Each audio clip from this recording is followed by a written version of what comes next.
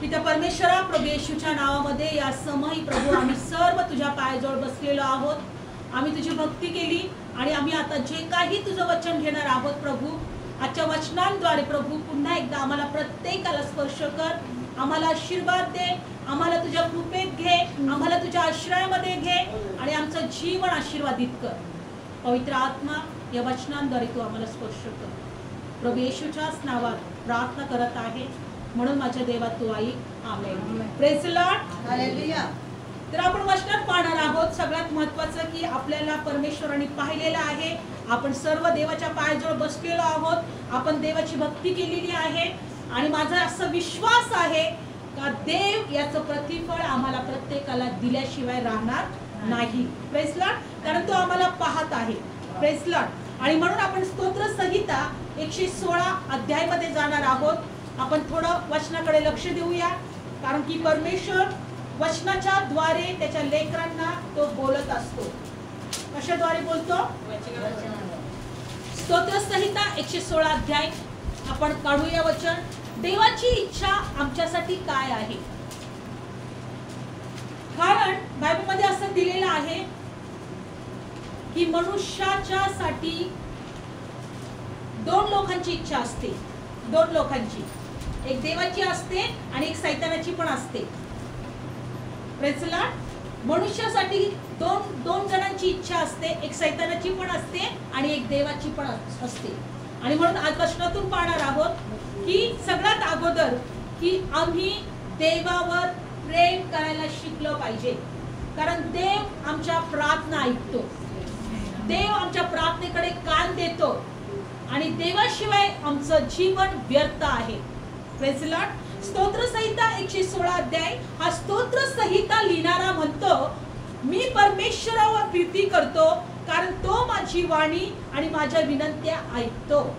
Praise the Lord. एक देव आहे, तो आमची प्रार्थना ऐकतो, तो आमच्या प्रार्थनेचे उत्तर देतो आणि म्हणून आपण त्या देवावर विश्वास ठेवायला शिकलं पाहिजे, देवावर प्रेम करायला शिकलं पाहिजे. रोज म्हणायला पाहिजे, प्रभू धन्यवाद, तू माझ्या प्रार्थना नेहमी ऐकतो. Praise the Lord. बायबल सांगतं की ज्यावेळेस एक लाजर नावाचा व्यक्ती होता, मनुष्य होता, तो मेला होता आणि त्याला कबरेत ठेवलं होतं. त्याच्या बहिणी त्याच्यासाठी रडत होत्या, पण प्रभू येशू त्या ठिकाणी आला, त्या कबरेकडे गेला आणि कबरेकडे गेल्यानंतर प्रार्थना केली की हे माझ्या पित्या, धन्यवाद, तू माझी प्रार्थना नेहमी ऐकतो. आणि आज मी त्या लाजरला म्हणणार आहे, तू बाहेर ये, आणि तो लाजर जिवंत होऊन बाहेर येईल. पण त्याने अगोदर देवाला धन्यवाद दिला, कारण का की देव पित्या परमेश्वर प्रभू येशूची प्रार्थना नेहमी ऐकत होता. बघा, येशू हा देवाचा पुत्र होता, तरीही त्याला आपल्या बापाकडे, पित्याकडे, देवाकडे प्रार्थना करायची गरज होती. आज आम्हाला सुद्धा देवाकडे प्रार्थना करणं गरजेचं आहे. प्रत्येक गोष्टीसाठी. आज जर तुम्हाला तुमच्या प्रार्थनेचं उत्तर नसेल मिळत, पण प्रार्थना करायचं सोडू नका, विश्वास करायचं सोडू नका, देवावर प्रेम करायचं सोडू नका, देवाला धन्यवाद द्यायचं सोडू नका. काय दिले वचनात? मी परमेश्वरावर प्रीती करतो कारण तो माझी वाणी आणि माझ्या विनंत्या ऐकतो. त्याने आपला कान माझ्याकडे लावला आहे. Praise the Lord. त्याने आपला कान, म्हणून जेव्हा आम्ही भक्ती करतो ना, आम्ही असा विश्वास ठेवतो की माझ्या भक्तीकडे माझ्या देवाने आपले कान लावलेले आहे. मी केव्हाही स्वयंपाक करता करता, काम करता करता धन्यवाद येशू, धन्यवाद देवा, धन्यवाद देवा, धन्यवाद बाप्पा. माझ्या मनात असे काही जरी चुकीचे बाहेरचे विचार जरी आले तर मी त्याला डिलीट करून टाकते. मोबाईलमध्ये डिलीट करायचं माहिती तुम्हाला? ते डिलीट करायचे. बाहेरच्या जगाचे विचार आले का ते डिलीट करायला शिकायचं आमच्या मेमरीमधून, आमच्या बुद्धीतून. आणि एकच म्हणायचं, प्रभू धन्यवाद, प्रभू धन्यवाद, प्रभू धन्यवाद, तू माझ्या बरोबर आहे, तू माझ्या प्रार्थना ऐकतो. प्रभू धन्यवाद, तू माझी परिस्थिती बदलतो. प्रभू धन्यवाद, तू माझ्या चिंतेतून मला बाहेर काढतो. प्रभू धन्यवाद, माझ्या निराशातून तू मला बाहेर काढतो. नेहमी लक्षात ठेवा, कारण तुमच्या चिंता, तुमच्या जीवनातल्या निराशा, तुमच्या जीवनातले टेन्शन तुम्हाला खाली पाडण्यासाठी किंवा तुम्हाला उद्ध्वस्त करण्यासाठी आले. म्हणून बायबल सांगतं की परमेश्वर म्हणतो एका वचनामध्ये, तुझ्या सर्व चिंता माझ्या पायाजवळ टाक, कारण मी तुझी काळजी घेतो. नेहमी लक्षात ठेवा, चिंता आणि काळजी ह्या देवापासून नाहीये, ह्या देवापासून नाहीये. म्हणून तुमच्या जीवनात जेव्हा निराशाचे विचार येतील, बघ अजून काहीच होत नाही, बघ तुझ्या जीवनात किती त्रास आहेत, बघ तुझं अख्खं आयुष्य चाललंय त्रासमध्ये, टेन्शनमध्ये, चिंतेमध्ये, तेव्हा एकच म्हणायचं, माझा देव माझ्या प्रार्थना ऐकतो. Amen, amen. Praise the lord. एकच म्हणायचं की माझा देव मला या परिस्थितीतून बाहेर काढेल. मी नेहमी हा उदाहरण देत असते की वारं वादळ असताना आणि पेत्र त्याचे शिष्य एका होडीमध्ये चाललेले असताना दुसऱ्या ठिकाणामध्ये बायबलमध्ये दिले की प्रभू येशू ख्रिस्त त्यांना वाचवण्यासाठी पाण्यावर चालत आला. त्याच्या शिष्यांना पाण्यावर चालला, तुफानाचा वारा होता, त्यांची होडी त्या पाण्यामध्ये बुडत चालली होती. आणि बायबलमध्ये असं दिलंय की येशूने पाहिलं तर या लोकांना मोठं संकट आले. प्रभू येशू त्या पाण्यावर चालत चालत त्याच्या शिष्यांकडे आला. पण शिष्यांनी जेव्हा प्रभू येशूला पाहिलं, ते म्हटले की कोणीतरी भूत आहे, कोणीतरी दुष्ट आत्मा आहे. तेव्हा पेत्र जो प्रभूचा शिष्य होता, तो प्रभू येशूला काय म्हटलं माहितीये, प्रभू जर तू असशील तर मला सुद्धा पाण्यावर चालायला सांग. Praise the Lord. लक्षपूर्वक ऐका, कारण प्रभू येशू म्हटला की घाबरू नका, मीच आहे तुमच्या बरोबर, मी तुमच्या जवळ येतोय, मी तुम्हाला सोडवायला येतोय, मी तुम्हाला वाचवायला येतोय. पेत्रांनी संशय धरला. प्रभू येशूला म्हटला, प्रभू खरंच तू आहे का, तर मला तुझ्याकडे यायला सांग, मला सुद्धा पाण्यावर चालायचं आहे. आणि बायबलमध्ये दिले की जोपर्यंत तो पेत्र प्रभूकडे पाहत होता तोपर्यंत तो पाण्यावर चालला. पण त्याने जेव्हा वारा वादळाकडे पाहिलं, त्या तुफानाकडे पाहिलं, जोरा वारा वादळ, सगळे लोक हलतात असे, त्याने येशूकडे पाहायचं सोडून त्या वारा वादळाकडे जेव्हा पाहिलं तेव्हा तो डगमगू लागला, बुडू लागला.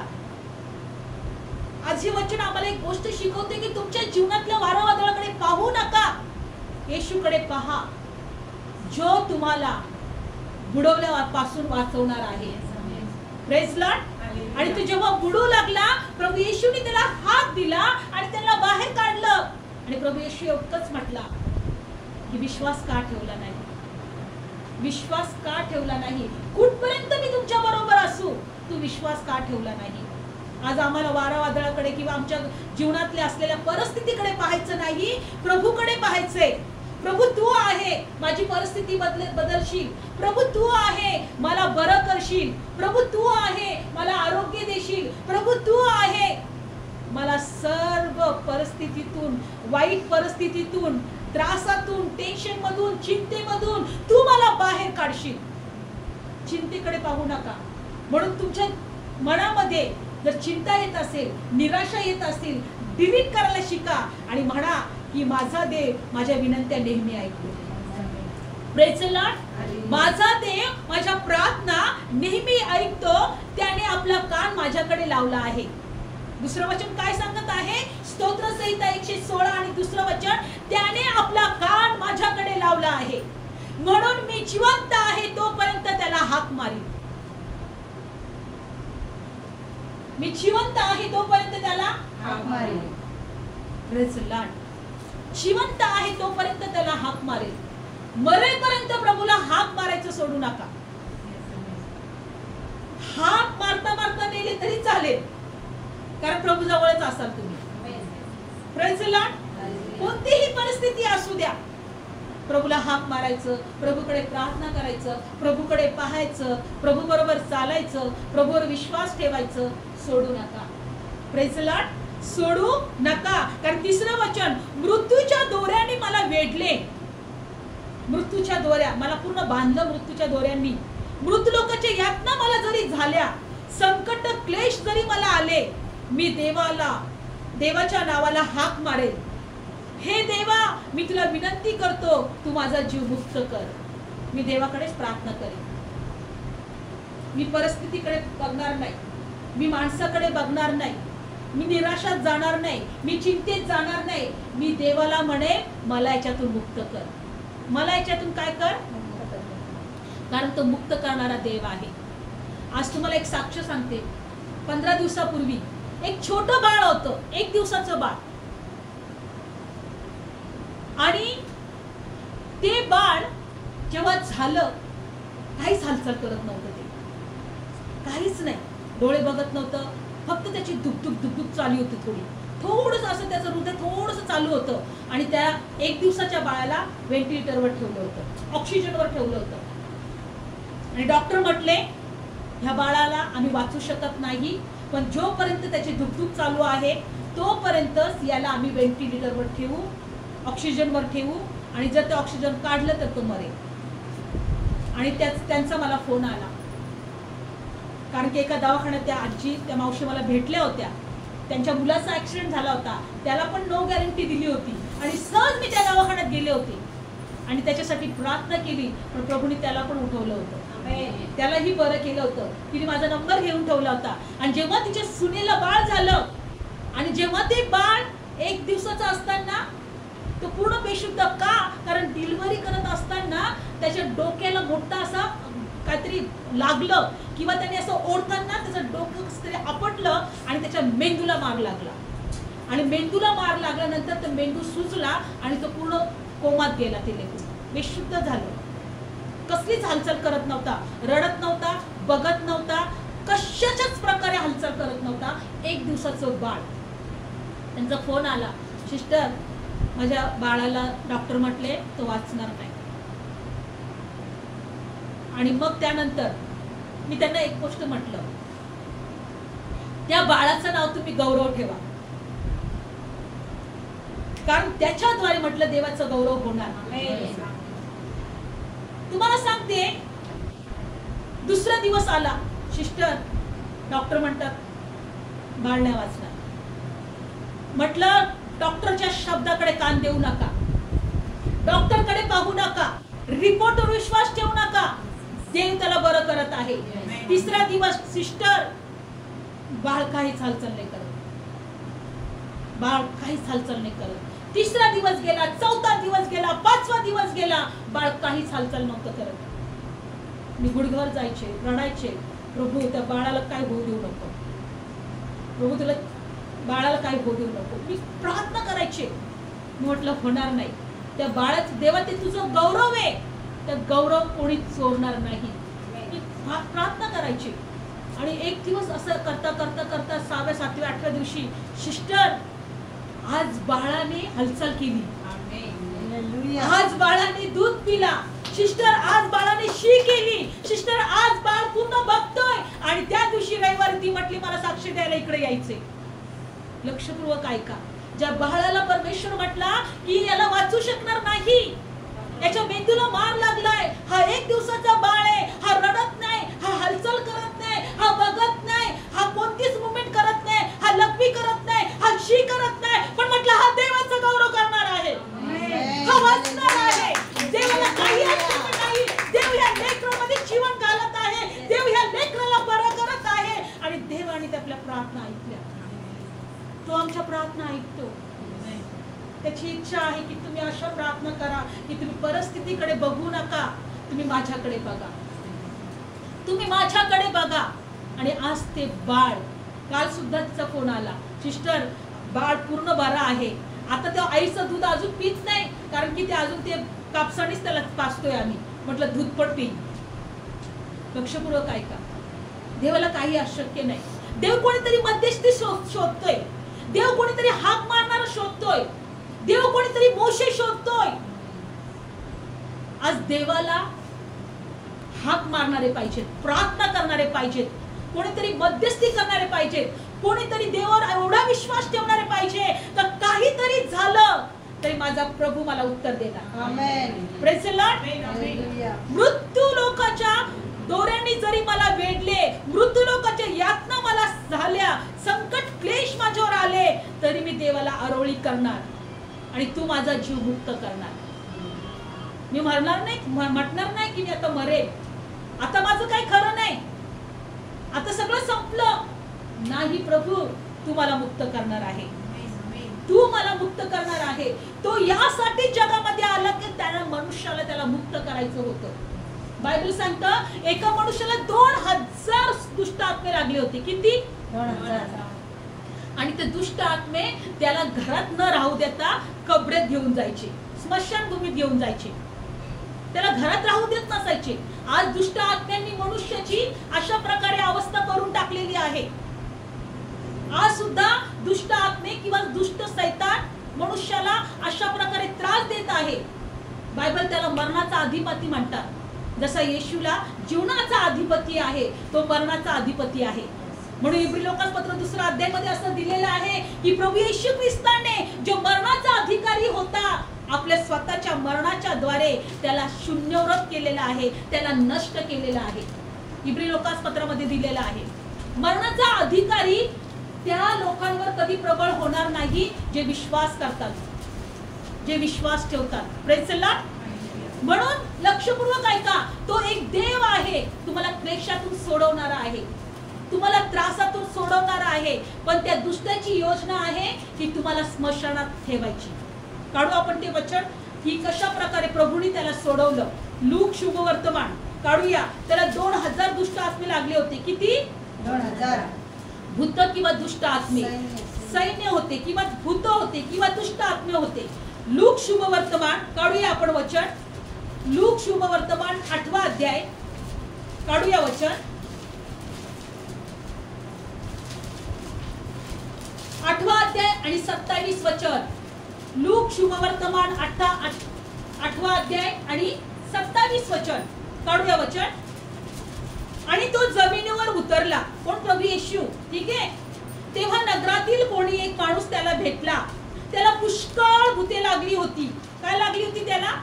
पुष्कळ भूते. तो बराच काळापासून काही वस्त्र नेसला नव्हता व घरात न राहता तो थडग्यांमध्ये किंवा स्मशानभूमीत राहायचा. ते पुष्कळ जी भूते होती ना, त्याला घरात राहू देत नव्हते. त्याला घरात प्रेज लॉर्ड. एखाद्या पिणाऱ्या माणसाला पण तो घरात राहू देत नाही बरं का. पिणाऱ्या माणसाला पण तो घरात राहू देत नाही. बायबल सांगतं की अशा अनेक प्रकारचे दुष्ट आत्मे आहेत जे मनुष्याला घरात राहू देत नाही, देवाच्या घरात येऊ देत नाही. आणि त्याची इच्छा आहे की मनुष्याने कबरेत राहावं,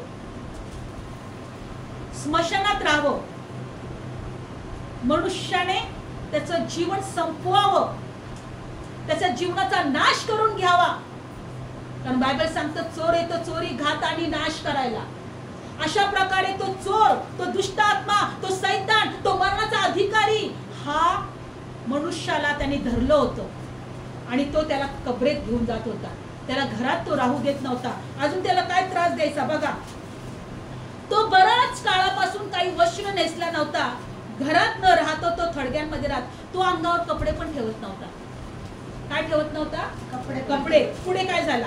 28. तेव्हा येशूला पाहून तो ओरडला, त्याच्या पुढे पडून मोठ्याने म्हणाला, हे येशू, परस्पर देवाच्या पुत्रा, माझा तुझा काय संबंध? मी तुला विनंती करतो, मला पिडू नको. कारण तो त्या अशुद्ध आत्म्याला त्या माणसातून निघून जाण्याची आज्ञा करीत होता. कारण त्याने त्याला पुष्कळ वेळा धरले होते आणि लोक त्याला पहारात ठेवून साखळ्यांनी बेड्याने बांधित असत. पण तो ते बंधने तोडीत आणि भूताकडून रानामध्ये हाकलून लावला जात होता. लक्षपूर्वक ऐका. प्रभू येशू त्या मनुष्याकडे पाहून म्हटला, हे दुष्ट आत्म्यांनो, याच्यातून निघा, सोडायचं शरीर. ते दुष्ट आत्मे प्रभूला म्हणत होते, हे परस्पराच्या पुत्रा, हे देवाच्या पुत्रा, तुझा आमचा काय संबंध? मी विनंती करतो का मला पिडू नका. तुम्हाला माहिती आहे दुष्ट आत्म्यांना घर, एक शरीर राहतं, त्यांना घर नाहीये. दुष्ट आत्म्यांना एक शरीराची गरज असते. नेहमी लक्षात ठेवा. आणि ते शरीर शोधत असतात. जे शरीर देवापासून दूर आहे, जे शरीर देवाला ओळखत नाही, जे शरीर ज्यांच्यामध्ये देवाच्या आत्म्याची उपस्थिती नाही, ते त्याला पाहिजे असतं. आणि बायबल मध्ये दिलेलं आहे की आमचं शरीर हे देवाच्या आत्म्याचं मंदिर आता बनलेलं आहे. जर ते देवाच्या आत्म्याचं मंदिर बनलं नसतं तर दुष्ट आत्म्यांचं घर झालं असतं. Praise the Lord. आणि मग त्यांनी सुद्धा आम्हाला कपड्यात घेऊन गेला असता. ते दुष्ट आत्मे सुद्धा आम्हाला कुठे घेऊन गेले असते? कबरेमध्ये घेऊन गेले असते. आणि बायबल मध्ये दिलंय की ते दुष्ट आत्मे प्रभूला म्हणतात की आम्हाला पिळू नको, आम्हाला या घराची गरज आहे. आम्हाला पण घराची गरज असते की नाही? त्यांना पण घराची गरज आहे, पण ते पिडायसाठी आलेले असतात माणसाला. ते म्हणतात आम्हाला पिडू नको, तुझा ना आमचा काय संबंध आहे? दुष्ट आत्मे येशूलाच म्हणतात तुझा ना आमचा काय संबंध, तू आम्हाला पिडायला कशाला आलाय? लक्षपूर्वक ऐका. पण प्रभू काय म्हणत आहे बघा. आणि येशूने त्याला विचारले तुझे नाव काय? तेव्हा त्याने म्हटले सैन्य, कारण त्याच्यामध्ये पुष्कळ भूते शिरली होती. सैन्यच होते त्याच्यामध्ये. लढाईला जाणारे सैन्य असतात की नाही? असतात ना, लढाईला जाणारे सैन्यच असतात का? पुष्कळ असतात ते, एक दोन असतात का? म्हणून त्यांना सैन्य बोलतात. आणि याच्यामध्ये पण पुष्कळ सैन्य होते.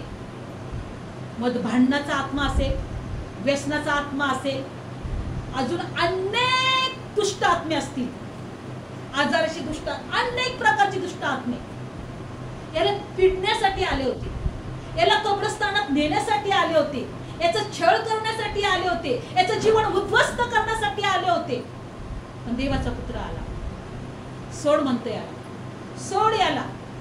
आणि बायबल मध्ये दिलेलं आहे की त्यांनी मग विचारलं तुझं नाव काय? येशू म्हटला म्हणे सैन्य आहे. आम्ही कोण आहोत? सैन्य. पण प्रभू काय म्हटलं बघा. आणि तू आम्हाला अथांग डोहात जाण्याची आज्ञा करू नको, अशी ती भूत त्याला विनंती करत होती. तेव्हा तिथे पुष्कळ डुकरांचा कळप डोंगरावर चरत होता आणि त्यांच्यामध्ये शिरायला तू आम्हास परवानगी दे, अशी त्यांनी विनंती केली. मग त्यांना परवानगी दिली. तेव्हा ती भूते त्या माणसातून निघून डुकरामध्ये शिरली आणि तो कळप कड्यावरून धडक धावत जाऊन खाली सरोवरात पडला आणि मरून मेला. ती भूते कोणामध्ये गेली? डुकरामध्ये. ते दुष्ट आत्म्यांनी प्रभूला विनंती केली का इथे खूप सारी डुकरं इथं चरतायत, आम्हाला तू आज्ञा दे की आम्ही त्या डुकरांमध्ये जाऊ. बघा, विश्वास ठेवा, दुष्ट आत्म्यांना आज्ञा करावी लागते. ते देवाची वाणी ऐकतात, ते देवालाच घाबरतात. आणि बायबल सांगतं की ते येशूला म्हटले तू आम्हाला आज्ञा दे, आम्ही हे शरीर सोडून डुकरांमध्ये जावं. कारण त्यांना शरीर पाहिजे, कुणाचं ना कुणाचं तरी शरीर त्यांना पाहिजे. डुकरामध्ये सुद्धा ते जातात. फ्रेसला. आणि जसे ते डुकरामध्ये गेले, डुकर सुद्धा त्यांना पण सहन नाही झालं. डुकराने आत्महत्याच केली. फ्रेसला. डुकरांनी काय केली? बायबल सांगतं की ते सरोवरात पडला आणि ते सर्व कळप गुदमरून मेला. आणि बायबल सांगतं मग काय झाला? मग कळप चारणारे जे झाले ते पाहून पळाले आणि ते नगरामध्ये शेतामध्ये जाऊन त्यांनी सांगितलं. तेव्हा जे झाले ते पाहायला ते लोक बाहेर निघाले, येशूकडे आले. ज्या माणसातून भूते निघाली होती तो वस्त्र पांघरलेला, शुद्धीवर आलेला आणि येशूच्या पायाजवळ बसलेला त्यांना आढळला आणि ते प्रेज द लॉर्ड. ज्याच्यातून भूते निघून गेली होती त्याने आता चांगले कपडे घातले होते आणि तो प्रभू येशूच्या पायाजवळ बसला होता. सगळे लोक आले, अरे काहीतरी झालंय आमच्या नगरामध्ये, आमच्या गावामध्ये इतका मोठा कळप समुद्रात पडलेला आहे. पण त्या कळपाचा धनी आला, मालक आला, त्याला खूप राग आला, कारण त्याचं इतकं नुकसान झालं. ते डुकरं तो विकत असेल, त्याला खूप पैसा त्याला येत असेल. आणि बायबलमध्ये असं दिलेलं आहे का ही सर्व बातमी त्या गावामध्ये पसरली. आणि बायबल काय सांगतं, पुढं काय झालं बघा. आणि मग 36 वचन, मग ज्यांनी ते पाहिले त्यांनी ते भूतग्रस्त कसा बरा झाला हे त्यांना सांगितले. तेव्हा गर्सेकरांच्या चहूकडील भागातील सर्व लोकांनी त्याला विनंती केली की तू आमच्यापासून जावे, कारण ते मोठ्या भयाने व्याप्त झाले होते. मग ते तारवात बसून माघारी आला. आणि बायबल सांगतं सर्व लोक म्हटले तू इथून निघून जा, आमचं एवढं खूप मोठं नुकसान झालं आहे, आमचा कळप एवढा मेलाय. ते येशूला ओळखत नव्हते, येशू देवाचा पुत्र आहे म्हणून. येशू मनुष्याला सोडवायला आलाय, दुष्ट आत्म्यातून त्यांना सुटका द्यायला आलाय, हे प्रभू येशूला ते ओळखत नव्हते. आणि येशूला म्हटले की तू आमच्या इथून निघून जा, तुझ्यामुळे आमच्या खूप मोठं नुकसान झालेलं आहे. आणि बायबल मध्ये दिलेलं आहे की 38 वचन, पण ज्या माणसातून भूते निघाली होती तो मी तुझ्या बरोबर राहावे अशी त्याच्याकडे विनंती करू लागला. ज्याला सुटका मिळाली होती तो म्हटला, येशू मी तुझ्या जवळच राहतो. मी आतापर्यंत मी कब्रस्तानामध्ये मला तो दुष्ट आत्मे घेऊन जात होते, मला ठेचत होते, मला साखळा दंडांनी बांधत असायचे, पण आता मला सुटका मिळाली. आता देवाचा पुत्र कोण आहे मी ओळखलंय. आता मला तुझ्या जवळ राहायचं आहे. पण येशू त्याला काय म्हटलं बघा, परंतु तो त्याला निरोप देऊन म्हणाला, तू आपल्या घरी परत जा, देवाने तुझ्यासाठी केवढी मोठी कामं केली ते कळव. मग तो निघून येशूने त्याच्यासाठी केवढी मोठी कामे केली संबंध नगरात तो गाजवीत राहिला. तो म्हटला, बघा बघा बघा माझी अवस्था पूर्वी कशी होती, पण आता कशी झाली. मी आता पूर्ण मोकळं मला देवाने केलेलं आहे. माझ्यातून अशुद्ध आत्मे निघालेले आहे. आता माझी परिस्थिती बदललेली आहे. आता माझं जीवन बदललेलं आहे. आता माझं सगळ्या गोष्टी माझ्यातून सगळे दुष्ट आत्मे निघून गेलेले आहे. आता मी कब्रस्तानामध्ये जात नाही. आता मी स्मशानभूमीमध्ये जात नाही. आता मी अंगावर कपडे धरतो. आता बघा माझ्या देवाने माझी परिस्थिती बदलली. संबंध लोकांना तो गाजवी, बघा बघा बघा माझं जीवन किती बदललंय. आम्हाला देवाने यासाठीच निवडले की आम्ही देवाचं गौरव करावं. आम्ही लोकांना सांगावं की येशू परिस्थिती बदलतो, येशू जीवन देतो, येशू आम्हाला पूर्णपणे आमच्या प्रार्थनेचं उत्तर देतो. जेव्हा येशूने मला निवडलं किंवा जेव्हा मला प्रभू येशू कळाला, मी एकच येशूला मागितलं, प्रभू तुझ्यासाठी मला जगायचे. प्रभू येशू तुझ्यासाठी मला जगायचे. जे लोक बंधनात आहे, जे लोक सैतानाने त्यांना पिडलेलं आहे, अशुद्ध आत्म्याने त्यांना पिडलेलं आहे, त्यांना मला तुझ्या नावाने त्यांना मोकळीकता द्यायचे, त्यांना सोडवायचे, त्यांना जीवनाचा अधिपती कोण आहे हे मला कळवायचे, सार्वकालिक जीवन कुणाच्या द्वारे आहे हे मला त्यांना सांगायचे. एकच प्रभूला मागितलं आणि जेव्हा प्रभूने मागितली, जेव्हा मी प्रभूकडे ह्या गोष्टी मागितल्या, तेव्हा प्रभूने मला असं उंच केलं. कारण मी बोलणाऱ्यांपैकी नव्हते, चार चौघांमध्ये जाणाऱ्यांपैकी नव्हते, पण प्रभूने आज अनेक लोकांच्या समोर बोलणारं मला केले.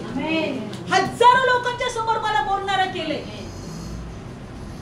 ते वचन जड होटाचं, ते गाणं जड होटाचा जड जिभेचा असला जरी मी भक्त देवाचा, प्रभू म्हणतो पुढे पडणार नाही तुला काही.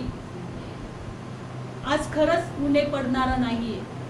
आज प्रभू आम्हाला निवडतोय कारण आम्ही सर्व लोकांमध्ये देवाचं गौरव करावं, देवाला उंच करावं. पण कितीतरी वेळेस आमच्याकडून देवाला नाकारतो, आम्ही देवाच्या गोष्टी नाकारतो, देवाला उंच करायला नाकारतो. आम्ही घाबरतो आमच्या नातेवाईकांना, आमच्या समाजाला, आमच्या शेजाऱ्यांना. आम्ही घाबरतो की लोक आमची निंदा करतील. म्हणून काय होतं, आमच्या जीवनाद्वारे देव गौरवला जात नाही. आमच्या जीवनाद्वारे तो जसा तो प्रभू येशू जवळ आला, म्हटलं प्रभू मला तुझ्या जवळ राहायचंय. प्रभू म्हटलं नाही, तू याच देशात राहा. कारण त्या लोकांनी प्रभूला स्वीकारलं नाही, त्या लोकांनी देवाच्या पुत्रावर विश्वास ठेवला नाही. ते लोक म्हटले की आमच्या नगरातून निघून जा, आम्हाला तुझी गरज नाही. येशू म्हटलं तू इथंच राहा. तुझ्यासाठी देवाने काय काय केलेलं आहे तू ह्या लोकांना सांग. तुझी परिस्थिती कशी होती, तू अशुद्ध आत्म्याने पिडलेला होता, तू लोकांना सांग. आणि बायबल सांगतं समंद गालिलामध्ये तो त्या नगरामध्ये गाजवीत गेला की येशूने मला बरं केलं, प्रभू येशूने मला जीवन दिलं, प्रभू येशूने मला पूर्णपणे बदललं. लक्षपूर्वक ऐका. आणि त्याची साक्ष ऐकून एक रक्तस्रावी स्त्री, पुढे जर वाचलं ना, मग येशू परत आल्यावर समुदायाने त्याला अंगीकारले. येशू परत त्या नगरात आला आणि सगळ्या लोकांनी त्याच्यावर विश्वास ठेवला. ज्या समुदायाने त्याला म्हटलं आमच्या नगरातून जा, त्या समुदाय म्हटलं येशू येशू ये ये ये ये, आम्हाला तुझी गरज आहे. बायबल सांगतं येशू परत आल्यावर समुदायाने त्याला अंगीकारले, कारण ते सर्व त्याची वाट पाहत होते. सगळेजण त्याची वाट पाहत होते. एका व्यक्तीने संपूर्ण नगरामध्ये त्याला गाजवलं, मी बरा झालोय, एक येशू, एक देवाचा पुत्र, हा मला भेटला आणि यांनी माझं जीवन बदललं. लक्षपूर्वक ऐका. आणि बायबल मध्ये दिले की सर्व समुदायाने त्याला अंगीकारलं. आणि बायबल मध्ये दिले त्याची वाट बघत होते, ते नगर त्याची वाट बघत होते, तो कधी येतोय. आणि त्याच्यानंतर त्याचं ऐकून, त्या अशुद्ध पिडलेल्या मनुष्याचं, तो मोकळा झालेल्या मनुष्याचं ऐकून याईर नावाचा माणूस तिथे आला. तो सभास्थानाचा अधिकारी होता. तो येशूच्या पाया पडून म्हटला, तू माझ्या घरी ये, अशी त्याला विनंती करू लागला. याईरची मुलगी मारायला टेकली होती, पण त्यांनी विश्वास कोणावर ठेवला माहितीये? हा मनुष्य मोकळा झालेला आहे, हा बरा झालेला आहे, माझी मुलगी पण तिकडे घरी पिडलेली आहे, ती पण मारायला टेकली आहे, आता माझी मुलगी बरी होईल. आणि जेव्हा त्यांनी पाहिलं का प्रभू येशू त्या नगरामध्ये आलेला आहे, तो प्रभू येशूकडे आला आणि बायबल सांगतं त्याच्या पाया पडून म्हटला, तू माझ्या घरी ये, मी तुला विनंती करतो. पण ह्या कोणाच्या साक्षीने झालं? भूतग्रस्त व्यक्तीच्या. कोणाच्या साक्षीने झालं? भूतग्रस्त व्यक्ती. आमची साक्ष जी आहे लोकांना बदलणारी आहे. आमची साक्ष जी आहे हे लोकांना विश्वास देणारी आहे. आमच्या साक्ष ज्या आहेत हे देवाचं गौरव करणारी आहे. म्हणून नेहमी सांगत असते, तुमची छोटीतली छोटी जरी साक्ष घडली तरी तुम्ही लोकांना सांगा का येशू प्रार्थना विनंती ऐकतो, येशू आमचं जीवन बदलतो. Praise the Lord. आणि बायबल मध्ये दिलंय की त्या याईरला एकदम विश्वास आला. अधिकारी होता, श्रीमंत होता, पैसेवाला होता, त्याच्या मुलीला घेऊन कुठं कुठं तो पळाला असेल, पण जेव्हा येशू विषयी ऐकलं, प्रभू येशूकडे आला आणि त्याच्या पाया पडून म्हटला, माझ्या घरी तू ये. येशूला काय म्हटला? माझ्या घरी ये, माझ्या घरी ये. काय म्हणतोय? आणि तो, कारण त्याला सुमारे 12 वर्षाची एकुलती एक मुलगी होती, ती मरणास टेकली होती. मग तो जात असता समुदाय त्याच्या जवळ दाटी करत होता. कित्येक लोक त्याला येऊन एकाच्या साक्षीमुळे पूर्ण नगर बदललं. सगळ्या लोकांना विश्वास आला का आता आमची परिस्थिती बदलेल, आता आम्ही आशीर्वादित होऊ. आणि बायबल सांगतो पुढे काय झालं. आणि 43 आणि 12 वर्ष रक्तस्राव असलेली कोणी एक बाई, जी आपली सगळी उपजीविका वैद्यांवर खर्च घालून कोणाकडूनही निरोगी होईना, तिने त्याच्या पाठीमागे येऊन त्याच्या वस्त्राच्या काठाला स्पर्श केला आणि लागलाच तिचा रक्तस्राव बंद झाला. आमेन, आमेन, आमेन. ह्या 12 वर्षापासून रक्तस्रावामध्ये असलेल्या स्त्रीला कुणाच्या साक्षीच्या द्वारे विश्वास आला? भूतग्रस्त व्यक्तीच्या. याईरला पण त्याच्या साक्षीच्या द्वारे. आमचं जीवन बदलतं यासाठी का इतर लोकांचं तारण व्हावं, इतर लोकांच्या द्वारे प्रभूचं गौरव व्हावं. याईरची कन्या कुणामुळे वाचली? त्या साक्षीमुळे वाचली. त्या रक्तस्रावी स्त्रीच्या मनामध्ये विश्वास कुणामुळे आला? त्या भूतग्रस्त बरा झालेल्या मनुष्यामुळे आला. लक्षपूर्वक ऐका. आणि बायबल मध्ये दिले की तिने सर्व तिच्याकडे जी उपजीविका होती, पैसे होते, वैद्यांवर सर्व खर्च करून बसली होती. आणि बायबल मध्ये दिले की तिने असा विश्वास ठेवला की मी त्याच्या वस्त्राच्या काठाला स्पर्श केला तरी मी बरी होईल. आणि ती विश्वास ठेवून ती देवाकडे आली नाही. ते म्हटली नाही की प्रभू प्रभू मला असा त्रास आहे, मी आजारी आहे, मी आता खूप थकली आहे, मी सगळे पैसे उडवून बसले, आता मला काहीच आशा नाही. पण तिने असा विश्वास ठेवला, मी हळूच जाईल, त्याच्या कपड्याला स्पर्श करेल आणि मी बरी होईल. किती मोठा विश्वास तिच्यामध्ये आला. कुणाच्या साक्षीमुळे माहितीये? त्या मनुष्यामुळं, त्या भूतग्रस्त पिडलेला मनुष्य बरा झाल्यामुळं. तुमच्या साक्षीमुळे लोकांमध्ये विश्वास येईल आणि लोक बरे केले जातील, लोक मेलेल्यातून उठवले जातील. याईरला सुद्धा विश्वास आला. याईर पण म्हटला की प्रभू माझी मुलगी मरायला टेकली आहे, माझ्या घरी चल.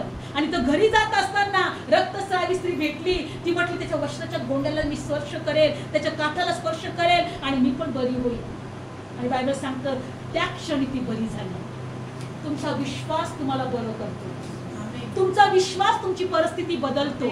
तुमचा विश्वास तुमचं जीवन बदलतो.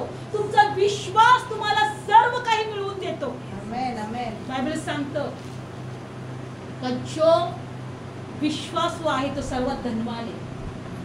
Praise Lord. तो सर्वात काय आहे? धनवान. पुढं काय झालं बघा. आणि मग येशू 45 आणि मग येशू म्हणाला मला कोणी स्पर्श केला? तेव्हा सर्वजण नाकारीत असता पेत्र व जे त्याच्याबरोबर होते ते त्याला म्हणाले, हे गुरु, समुदाय दाटी करून तुला चेंगरीत आहे. तेव्हा येशू म्हणाला, कोणीतरी मला स्पर्श केला, कारण माझ्यातून सामर्थ्य निघाले हे मला समजले. Praise the Lord. बायबल सांगतं की ते शिष्य त्याला बोलू लागले की प्रभू कितीतरी दाटी आहे, चेंगराचेंगरी होत आहे, किती लोकांचा स्पर्श तुला होत आहे आणि तू असं कसं काय बोलू शकतो की तुला कोणीतरी स्पर्श केलाय? प्रभू येशू ख्रिस्त म्हटला की माझ्यातून सामर्थ्य निघालेलं आहे. मला असा स्पर्श झालाय की माझ्यातून सामर्थ्य निघाले. असा प्रभूला स्पर्श करा, त्याच्यातून सामर्थ्य निघालं पाहिजे. ते सामर्थ्य तुम्हाला मोकळं केलं पाहिजे. ते सामर्थ्य तुमची परिस्थिती बदलली पाहिजे. ते सामर्थ्य तुमचं जीवन बदललं पाहिजे. आणि तिने स्पर्श केला, तिचं जीवन बदललं असेल. विचार करा, सगळं बुडवून बसली होती, पैसा संपून बसली होती, पण तिचं जीवन बदललं ना, तिची परिस्थिती बदलली ना. बायबल सांगतं की प्रभू म्हटलं माझ्यातून सामर्थ्य निघालं. येशूला पण माहित नव्हतं की माझ्यातून सामर्थ्य कसं निघालं, कोणी मला स्पर्श केला. आणि बायबल सांगतं की पुढच्या वचनामध्ये बघा, तेव्हा मग ती बाई आपण गुप्त राहिलो नाही असे पाहून थरथर कापत आली आणि त्याच्या पुढे उभी राहून आपण कोणत्या कारणासाठी त्याला स्पर्श केला ते लागलीच आपण कसे बरे झालो हे तिने सर्व लोकांच्या देखत सांगितले. तेव्हा त्याने तिला म्हटले, मुली तुझ्या विश्वासाने तुला तारले आहे, शांतीने जा. तुझ्या विश्वासाने तुला तारले आहे. तिने जेव्हा बघितलं की आता हे गुप्त राहिलं नाही, ती येशूकडे आली, प्रभू मला असा त्रासात होती आणि मी तुझ्या कपड्याला स्पर्श केला आणि मी बरी झाले. तो म्हटला, मुली तुझ्या विश्वासाने तुला बरं केले. तुमच्या विश्वासाने तुम्हाला सगळं काही मिळणार. तुमच्या विश्वासाने. लक्षपूर्वक ऐका, आज आम्हाला विश्वासाची गरज आहे. असा विश्वास ठेवा की माझ्या परिस्थितीतून देव मला बाहेर काढेल, माझी परिस्थिती बदलणार. शत्रू माझ्यावर मला कबरेकडे नेणार नाही, शत्रू मला बांधून ठेवणार नाही, शत्रू माझ्यावर प्रबळ होणार नाही, दुष्ट आत्मे मला काहीच करणार नाही, सैतान माझ्या जीवनात खेळ करणार नाही, सैतान माझ्या जीवनातून निघून जाईल, दुष्ट आत्मे मला बंधनात ठेवणार नाही, मला आजारात ठेवणार नाही. असा विश्वास ठेवा. किती लोकांची दाटीवटी होती, किती लोक त्याला स्पर्श करायला बघत होते, पण एका बाईने स्पर्श मिळवला, एका बाईने सामर्थ्य मिळवलं. Praise Lord. एकाच बाईने सामर्थ्य मिळवलं कारण तिचा विश्वास स्ट्रॉंग. त्याचा विश्वास कसा होता? स्ट्रॉंग होता. ती घरातूनच विचार करून निघाली होती, आज काहीतरी मिळवल्याशिवाय राहणार नाही. Praise Lord. आणि बायबल सांगतं पुढे काय झालं. आणि 49, तो अजून बोलत असता इतक्या सभास्थानाच्या अधिकाऱ्याच्या इथून कोणी आलं आणि म्हणाला, तुझी मुलगी मरण पावली आहे, गुरुला आणखी श्रम देऊ नका. आता हा याईर येशूकडे आला, माझ्या मुलीला बरं कर. पण घरून काय बातमी आली? मेलेली आहे, तुझी मुलगी मेलेली आहे, मुलगी काय झाली? मरण पावली आहे. आता हा याईर जर असताना म्हटला असता, तुझ्याकडे आलो ना, माझी तिकडे मुलगीच मेली, काय फायदा झाला मला तुझ्याकडे येऊन? चांगली परिस्थिती बिघडून अजून गेली. असं होतं बरं का, येशूकडे जेव्हा येतो ना कधी कधी पूर्ण बिघडून जाते परिस्थिती. पण तिथंच येशूला सोडायचं नाही, पण तिथंच येशूला सोडायचं नाही. Praise the Lord. तिथंच म्हणायचं, आता काही जरी झालं तरी मला तुझी गरज आहे. मृत लोकांच्या वेड्यांनी मला जरी वेढलं, मृत लोकांच्या वेड्यांनी जरी मला वेढलं, अधोलोकाचे जरी द्वार माझ्यावर प्रबळ झाले तरी मी तुला हाक मारीन. Praise the lord. तर सैतामध्ये काय दिलं होतं, तरी मी तुला हाक मारीन. अशी बातमी आली तर सगळं बिघडलं. आता गुरुजींना श्रम देऊ नका, तुमची मुलगी, तुझी मुलगी मेली. पण पुढं काय झालं बघा. 50, पण येशूने ऐकून त्याला उत्तर दिले, भिवू नको, विश्वास मात्र ठेव, म्हणजे ती बरी केली जाईल. तू बिघडलेल्या परिस्थितीकडे बघू नको. Praise Lord. तू बिघडलेल्या परिस्थितीकडे बघू नको. आज तुम्हाला खरं सांगते, ज्यावेळेस माझी बहीण कर्जामध्ये आहे, अजूनही आहे, मी प्रार्थना करत आहे तिच्यासाठी, आम्ही सगळे प्रार्थना करतोय. तिची इच्छा होती की तिला 75 लाखाचं घर होतं, ते आता 1-2 करोडवर गेलंय. तिच्यावर खूप 2 करोडचा तिच्यावर कर्ज झालाय. किती? आणि तिच्या नवऱ्याने एवढं सगळं कर्ज करून बसलाय, 2 करोडचं कर्ज. आणि तो अक्षरशः त्याची इच्छा झाली की आता मेल्याशिवाय मला काही पर्याय नाही, हा कर्ज मी कसं फेडणार. त्याला प्रभू येशू बद्दल सांगितलं, देव तुला बाहेर काढेल. आणि मी नेहमी प्रार्थना करायची, प्रभू त्याचं घर तू जाऊ देऊ नको, त्याचं घर तू जाऊ देऊ नको, त्याचं घर वाचव. तो नेहमी प्रार्थना करायचा, नेहमी मला फोन करायचा, म्हणायचं दीदी माझं घर काय जायलाच तयार नाही, ते घर विकून मला कर्ज फेडायचंय, पण माझं घरच विकलं जात नाही. गिराईक येतात आणि जातात, गिराईक येतात आणि जातात. आणि मग मी म्हटलं एकदा प्रार्थना केली, प्रभू मी आत्तापर्यंत प्रार्थना केली की घर जाऊ देऊ नको, पण प्रभू मी प्रार्थना करते की जर त्याचं घर गेल्यापासून त्याचं जर कर्ज फिटत नसेल तर त्याचं घर जाऊ दे. 4-5 दिवसापूर्वी मला अशी बातमी आली, घराला गिराईक लागलं. आमच्या प्रार्थना कुठंतरी देवाचं उत्तर थांबवतात. इतक्या दिवसापासून त्याचं घर विकलं जात नव्हतं, पण जेव्हा अशी प्रार्थना केली की प्रभू त्याच्या घराला गिराईक लागू दे, कारण त्याला या कर्जातून जर त्याच्याशिवाय तो बाहेर पडू शकत नाही तर कर्ज गिराईक लागू दे. 8 दिवसापूर्वी मला असं कळालं, दीदी गिराईक तो आहे आणि त्याने टोकन पण दिलंय आणि आता आमचं घर विकणार आणि आमचं कर्ज ते फेडणार आणि आम्ही छोटं घर बघणार. Praise the Lord. आमच्या प्रार्थना त्या थांबवत होत्या. घर गिराईक यायची पण जायची निघून. माझी इच्छा होती की तिचं घर तिला नाही जाऊ द्यावा, तिचं कर्ज फेडव, प्रभू तिचं घर तिला जाऊ देऊ नको. आणि गिराईक यायचे आणि जायचे. पण प्रभूला म्हटलं, प्रभू आता जर घर गेल्याशिवाय जर पर्याय नाही तर त्याला चांगलं गिराईक लागू दे. आणि खरं सांगते तुम्हाला, मी विचार केला प्रभू असं कसं होऊ शकलं. ते घराला गिराईक पण आलं, त्याने मला फोन करून पण सांगितलं की अर्धे पैसे पण दिले. देव आमच्या प्रार्थना ऐकतो, देव आमच्या प्रार्थनेचं उत्तर देतो. देवाला काही अशक्य नाही, फक्त त्याचा अनुभव घ्या. बायबल सांगतं ती मुलगी मेली. काय झालं? ती मुलगी परिस्थिती बिघडली.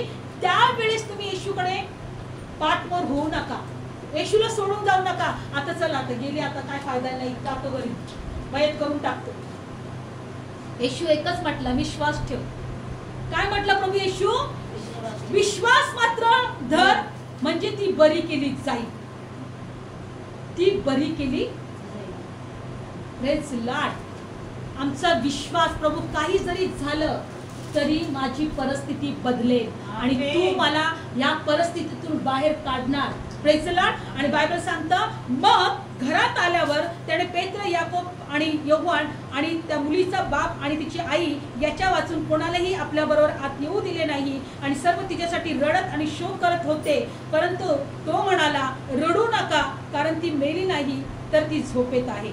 तरी ती मेलीच आहे हे जाणून ते त्याला हसू लागले. पण त्याने तिचा हात आपल्या हातात घेऊन त्याला हाक मारून म्हटले, मुली उठ.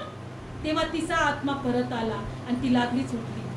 Praise Lord. मुली उठ. आणि तिचा आत्मा तिच्यामध्ये परत आला.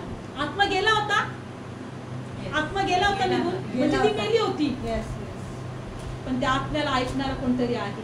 त्या आत्म्याचं नाही नाही नाही हा कोणीतरी आहे जो आत्म्याला पण बोलू शकतो. जे आत्मा त्याचा ऐकतो तो आहे प्रभू येशू. Praise Lord. तो आहे प्रभू येशू. आणि लक्षपूर्वक ऐका, ती मुलगी काय झाली? जिवंत झाली. बायबल सांगतं तिचा आत्मा परत आला आणि ती उठली. मग तिला खायला द्यावे अशी त्याने आज्ञा केली आणि तिचे आई बाप थक्क झाले. परंतु जे झाले ते कुणाला सांगू नका असे त्याने निक्षून सांगितले. लक्षपूर्वक ऐका. त्या दुष्ट आत्म्याला म्हटलं सगळ्यांना सांग, पण ह्या मुलीच्या वेळेस म्हटला की कुणाला नका सांगू, कुणाला नका सांगू.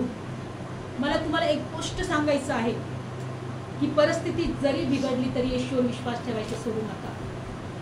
येशूला सोडायचं सोडू नका. अविश्वास करायचं सोडू नका. अविश्वास करायचं सोडू नका. Praise Lord. आज परिस्थिती बदलणारा तो देव आमच्या बरोबर आहे. पण जर तुम्ही तुमच्या मुखाने म्हटले आता काय नाही होणार,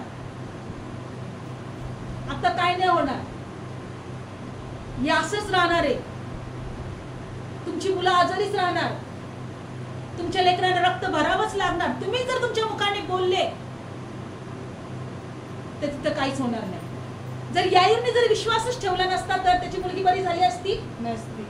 याईर म्हटलं आता जरा संपलं, आता मेली, आता गाडून येतो, तर ती बरी झाली असती का? नसती झाली. आमचा विश्वास आम्हाला बदलणार. आमचा विश्वास आमच्या लेकरांना बरं करणार. तुमचा विश्वास नसेल तर परिस्थिती कधीच बदलणार नाही. तुमचा विश्वास नसेल तर परिस्थिती कधी बदलणार नाही. विश्वास पाहिजे. विश्वास, तुमचा विश्वास तुम्हाला प्रार्थनेचं उत्तर मिळवून देणार. लक्षपूर्वक ऐका, कारण तो आमच्या जवळ आलेला आहे. तो आमच्या प्रार्थना नेहमी ऐकतो. त्याने भूतग्रस्ताला बरं केलं, याईरच्या मुलीला बरं केलं, त्याने रक्तस्रावी स्त्री स्पर्श केला, तीही बरी झाली. आणि तो देव युगानयुग सारखा आहे, तो कधीही बदलणारा नाही.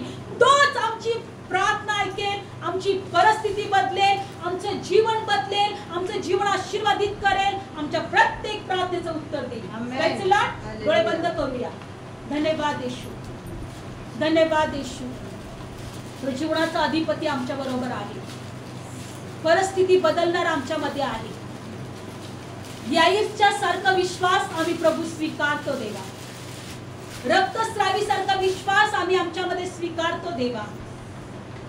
हे परमेश्वरा, आज तुझ्या लेकरांचा विश्वास कमजोर असेल, आज त्यांचा विश्वास डगमगत असेल, आज ते परिस्थितीकडे बघत असतील, पण आज तू या वचनाद्वारे बोललेला आहे की परिस्थितीकडे पाहू नका. मी जो देव तुम्हाला बरं करणारा आहे, मी तुम्हाला आरोग्य देणारा आहे, मी तुमची परिस्थिती बदलणारा आहे, मी तुमचे अश्रू पुसणारा आहे, मी तुम्हाला पूर्णपणे आशीर्वादित करणारा आहे, ते तुम्ही माझ्याकडे पहा. तू याईरला म्हटला, भिवू नको, विश्वास मात्र ठेव, तुझी मुलगी बरी होईल. प्रभू येशू, तुला धन्यवाद देतो. आज आम्ही घाबरणार नाही, कारण आमचा देव आमच्या जवळ आहे, तो आमच्यामध्ये आहे, तो आमच्या घरात आहे, तो आमच्या जीवनात आहे, तो आमची परिस्थिती बदलल्याशिवाय राहणार नाही. त्याने मोशेला निवडले इस्रायल लोकांना त्या गुलामगिरीतून बाहेर काढण्यासाठी, त्या जात जुलमातून बाहेर काढण्यासाठी, वचनदत्त भूमीमध्ये घेऊन जाण्यासाठी. तुझ्या लोकांना स्पर्श कर, तुझ्या लेकरांच्या जीवनामध्ये कार्य कर. हर एक बंधन तुटले जाऊ दे, हर एक श्राप तुटले जाऊ दे, त्यांचे डोळे मोकळे कर, त्यांचे कान मोकळे कर. येशूच्या नावात आत्मिक आंधळेपणा काढून टाक, आत्मिक बहिरेपणा निघून जाऊ दे. वचन ऐकून देणारा आत्मिक बहिरेपणा निघून जाऊ दे, वचन ऐकून देणारा आत्मिक बहिरेपणा निघून जाऊ दे, आत्मिक आंधळेपणा निघून जाऊ दे. येशूच्या नावात तुझे लेकरं मोकळे होते, तुला पाहण्यासाठी तुझे लेकरं मोकळे होते.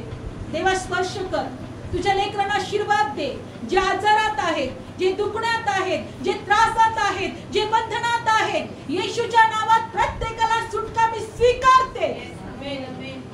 तुझे लेकरं मोकळे केले जाऊ बापा, त्यांना स्पर्श कर. चिन्ह, चमत्कार, साक्षांच्या द्वारे, ओ त्यांच्या जीवनाद्वारे तू गौरवला जा दे बाप्पा. तुझ्या लेकरांची परिस्थिती बदल, तुझ्या लेकरांचे अश्रू पुस माझ्या देवा. येणाऱ्या दिवसांमध्ये मोठा साक्ष आम्ही स्वीकारतो प्रभू येशूच्या नावामध्ये. तुझं गौरव आम्ही तुझ्या लेकरांच्या जीवनात स्वीकारतो दे बाप्पा. धन्यवाद येशू, धन्यवाद येशू. माझ्या मागे प्रार्थना म्हणा, प्रभू येशू, मी तुझ्यावर विश्वास ठेवतो. प्रभू येशू, तू देवाचा पुत्र आहे, तू माझ्या बापासाठी मरणाच्या हाती दिला गेला, मला नीतिमान ठरवण्यासाठी तिसऱ्या दिवशी पुन्हा उठला. प्रभू येशू, माझ्या अपराधांची क्षमा कर, मी पश्चाताप करतो. प्रभू येशू, तुझ्या पवित्र रक्ताने मला शुद्ध कर, माझ्या जीवनात ये, माझ्या घरात ये. मी तुला माझा तारणारा स्वीकार. धन्यवाद येशू, धन्यवाद येशू, धन्यवाद येशू, धन्यवाद येशू. देवा, तुझ्या लेकरांनी तुला तारणारा म्हणून स्वीकारले. तुझ्या लेकरांचे जीवन बदल, तुझ्या लेकरांची परिस्थिती बदल, तुझ्या लेकरांच्या जीवनात साक्ष घडल्या जाऊ दे, तुझ्या लेकरं आशीर्वादित होऊ दे, तुझ्या लेकरांना आरोग्य मिळू दे, तुझ्या लेकरांच्या घरात शांती येऊ दे. धन्यवाद येशू, धन्यवाद येशू. जे पाहत आहे देवा, तू त्यांना स्पर्श कर देवा, त्यांना आशीर्वादित कर आणि तुझं गौरव होऊ दे. तुझ्या हर लेकरांची हर एक प्रार्थना आहे प्रभू येशूच्या नावात ही प्रार्थना करते, म्हणून माझ्या देवा तू आई. आमेन, आमेन, आमेन.